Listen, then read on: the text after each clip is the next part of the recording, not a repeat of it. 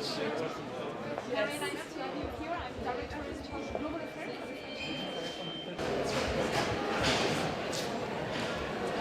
Merci beaucoup, mesdames, messieurs. Thank you very much.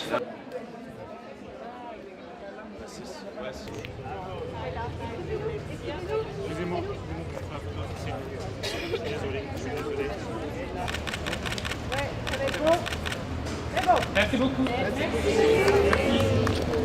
Et je veux saluer les nombreux ministres présents et en particulier mes 3 collègues, le ministre des Affaires étrangères du Maroc, Nasser Bourita, le ministre des Affaires étrangères de l'Espagne, José Manuel Alvarez, et le ministre des Affaires étrangères de l'Arménie, Ararat Mirzoyan. Merci à vous pour votre présence. Mais nous continuons cette cérémonie d'ouverture avec son Excellence Monsieur Ararat Mirzoyan, ministre des Affaires étrangères de la République d'Arménie.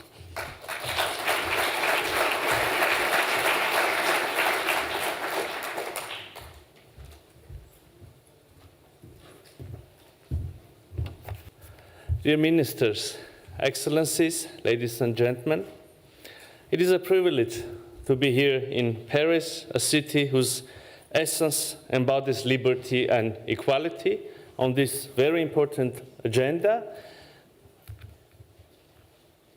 with this very important topic. I've come here to express my strong solidarity with this agenda and with all of you personally. My solidarity as a minister, my solidarity as a human being, and my solidarity as a man. So allow me to begin by expressing my appreciation to Minister Jean-Noël Barrot for convening this important conference, as well as to the government of France for its leadership in advancing women's rights and promoting a diplomacy grounded in inclusion and peace. As we approach the 25th anniversary of UN Security Council Resolution 1325, we face a difficult paradox. We possess a robust international framework that recognizes both the disproportionate impact of conflict on women and their indispensable role in peace building. Yet, the gap between principle and practice remains wide, and tragically, it is widening. Across the world, from Ukraine and the Middle East to Africa and beyond, we are witnessing the devastating human cost of this failure. Women continue to feel the consequences of conflict, bearing a heavy burden of loss and insecurity.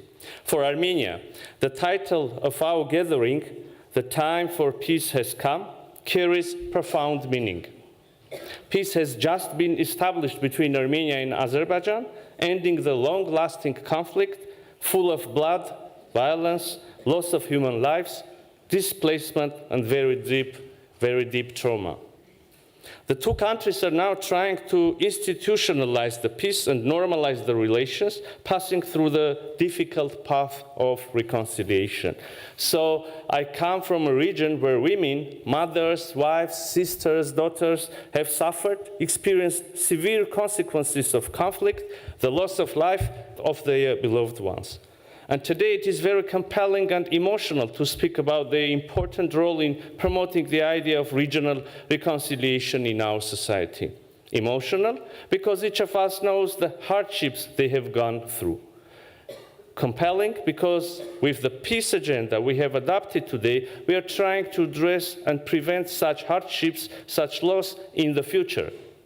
I am sure that those women in Armenia listening to me at this moment share the belief that peace is the key to preventing those losses for future generations.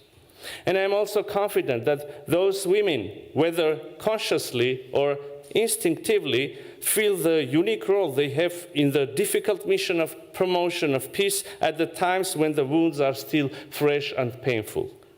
The state stands firmly by their side.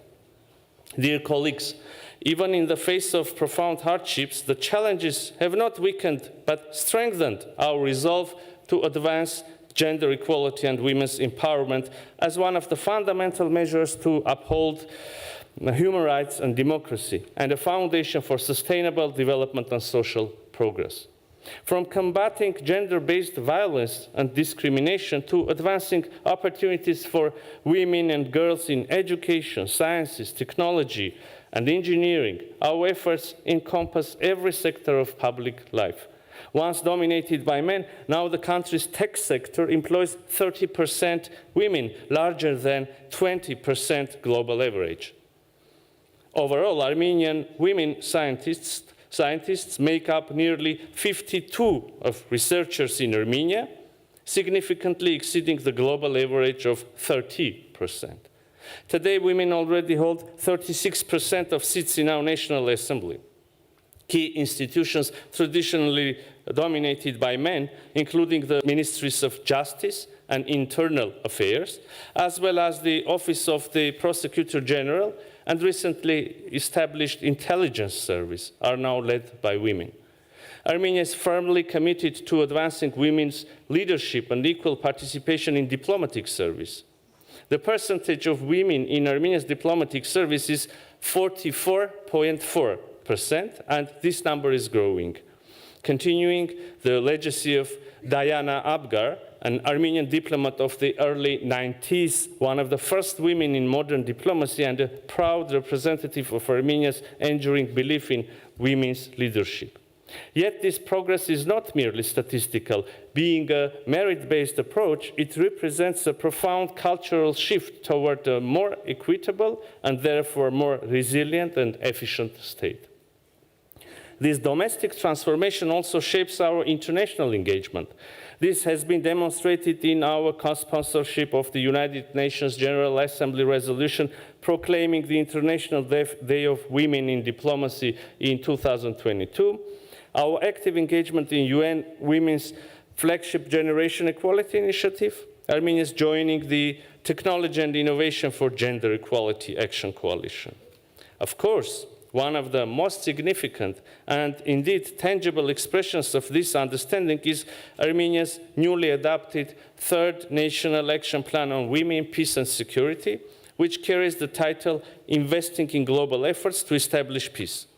It is firmly rooted in the recognition that peace is not an abstract aspiration, but a lived experience, notably in border communities, in the process of refugee integration, and in the voices and leadership of women.